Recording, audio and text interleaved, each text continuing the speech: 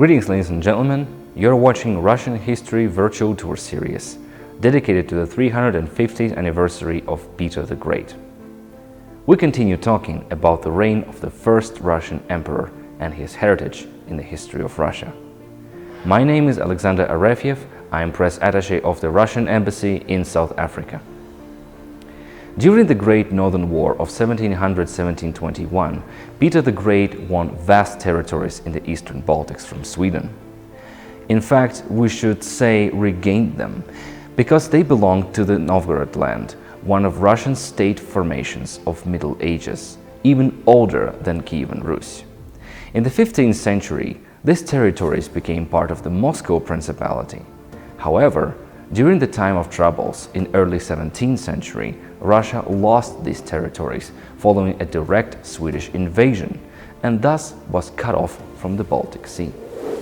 So anyway, shortly after the takeover of the fortress of Nyenshants in 1703, Tsar Peter laid the groundwork of a new fortress on a small Hare Island in the north bank of the Neva River. Peter and Paul Fortress, this is how it was named a few years later, was the first building of what would later become Saint Petersburg, the second capital of Russia. The foundation date of the fortress, 27th of May 1703, is considered the foundation date of the city. Peter himself called the fortress Saint Petersburg in the Dutch manner, referring to Apostle Peter, the keeper of the heaven's gate. Tsar considered symbolic.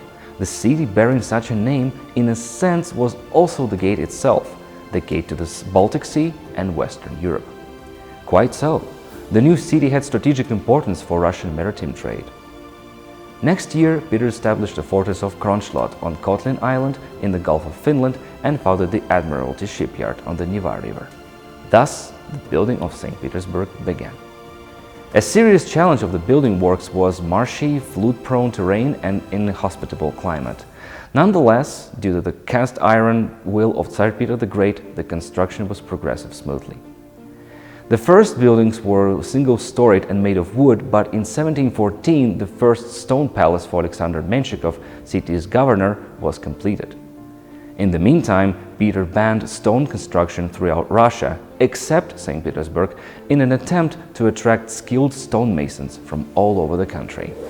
The new city was the first one in Russia built up according to a premeditated city development plan, on a regular street pattern with spacious squares and broad avenues radiating out from the Admiralty. Architects, craftsmen and artisans were brought both from Russia and abroad to construct and embellish the new town. Having put up a harbor, Peter took measures to curtail traffic via the White Sea and Arkhangelsk, Russia's major port at the time, and redirected to St. Petersburg. As a result, in 1726, St. Petersburg was handling 90% of Russia's foreign trade and swiftly turned into a major economic center of Russian Empire. In 1712, Tsar Peter transferred the country's capital from Moscow to St. Petersburg, although it was not until 1721 that Sweden, by the Treaty of Nyenshants, formally ceded sovereignty of this area to Russia. The city retained the status of capital for almost 200 years, excluding a short period of Peter II's rule from 1727 to 1730, when Tsar's court moved back to Moscow. Cultural life flourished in the new capital. In 1724, the Imperial Academy of Sciences and the University of St. Petersburg were founded.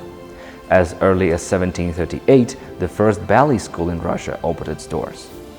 Many of the most celebrated names in Russia in the spheres of science and arts are associated with the city: Mikhail Lomonosov, Dmitry Mendeleev, Leo Tolstoy, Fyodor Dostoevsky, and many others. The growing city displayed a remarkable richness of architecture and harmony of style. Initially, it was characterized by simple yet elegant restraint. However, in the mid-century, an indelible stamp was put on the city's appearance by Russian Baroque, which combined clear-cut, even austere lines with richness of decoration and use of color. Several distinctive characteristics of St. Petersburg do merit attention. The first is St. Petersburg's lack of unequivocal city center, which in other Russian cities of medieval origin is defined by a Kremlin and its surrounding area. The second is the great number of waterways. Short but full-flowing canals of the Neva River that stretch to the Baltic coast are inseparable from St. Petersburg panorama. The bridges and natural canals of the river have earned the city its nickname, Venice of the North. Then, due to St. Petersburg's northerly location, the city enjoys the so-called white nights phenomenon from June to July, when daylight extends to nearly 19 hours per day. Nowadays, St. Petersburg is considered a mecca of cultural, historical, and architectural landmarks.